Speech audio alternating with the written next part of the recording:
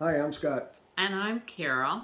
We're here to talk about the 20th anniversary of the Bwindi Community Hospital, which will have a gala celebration in November of 2023. And in order for me personally, what I'm decided to do is swim across 20 different Sierra lakes in 20 days, as to acknowledge the 20th anniversary. But in order to understand the 20th anniversary of the hospital, we got to turn back the clock a lot of decades to the late 1970s, actually, when Carol and I were medical missionaries in Nepal. Spent 2.5 years there, had a wonderful time. Actually, came back with a child. Joshua was born there in Nepal. And we enjoyed the experience in Nepal so much, we decided that every summer we would take time off and travel someplace in the world and work. Now, sub-Saharan Africa was not on the radar. We'd either go to Central America, South America, or back to Nepal, but we didn't even consider sub-Saharan Africa because my subspecialty is tropical medicine, and Carol was well aware of the diseases that we could encounter there. Scott actually said all the best diseases are in Africa, and frankly, this was not a strong selling point for me. But in the year 2000, we had an opportunity to do a medical survey on the Batwa pygmies of Uganda. And actually, that intrigued Carol. I had read an article in National Geographic that was talked about where they lived in the deep forest and how they liked to stay away from people, and they were quite mysterious to me and interesting. And and then when I found out that they had been moved out of the forest, it was really something that it was hard to even comprehend that had been done to them. So we went over.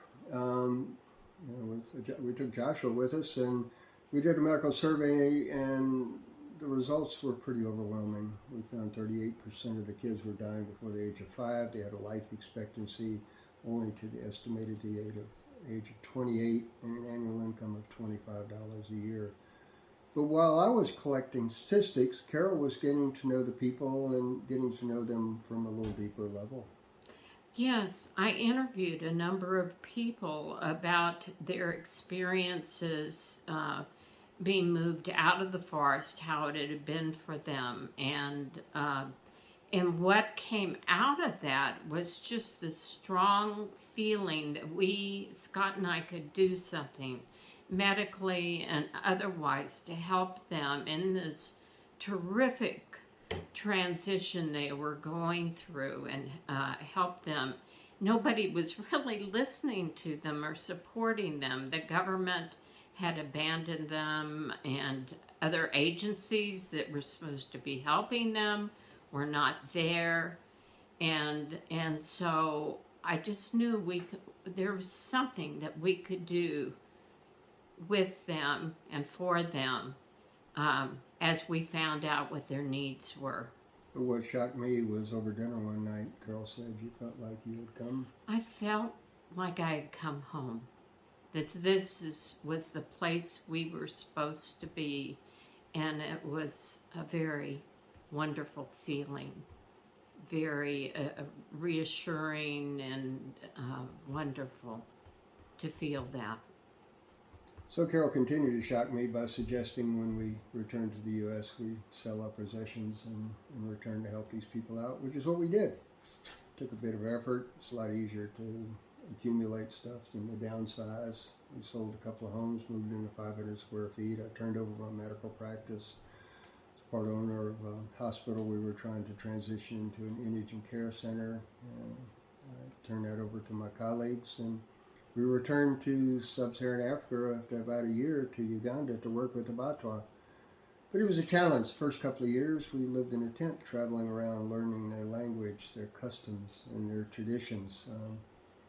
But I thought it was good for our relationship because unburdened by possessions and kind of the traditional cares of the world, we were able to lay in a tent at night and as a couple kind of discuss and and try to figure out how we can navigate the challenges of life in sub-Saharan Africa and how we could get to know these people better. And in the process, I felt like we fell in love in a deeper way than we had been before. So it was a true gift to us. And after about 3 years, a local population came to see us and suggested that we put up a fixed clinic where we had had only mobile medical clinics before. But it was a place where always the most number of people who had medical needs came. Yeah, traditionally in our mobile medical clinics, we'd see 200 or 300 folks in a day. Near the Bwindi Impenetrable Forest, where we put up our first structure, we'd see sometimes 400 or 500 people a day. It was the most medically needed, the most geographically isolated. But again, it's where our hearts were drawn. And the upshot is, we put up a few structures, and then people came alongside, and the hospital was grown to be really an incredible facility, which is rated it's one of the highest rated hospitals in East Africa, and it's won quite a few awards. But we'll talk about that over the course of the next few swims. But this first little thing is just about the origins, and I couldn't have done it without this lady to my right. I couldn't have done it without you either. Thank you, sweetie. Yeah.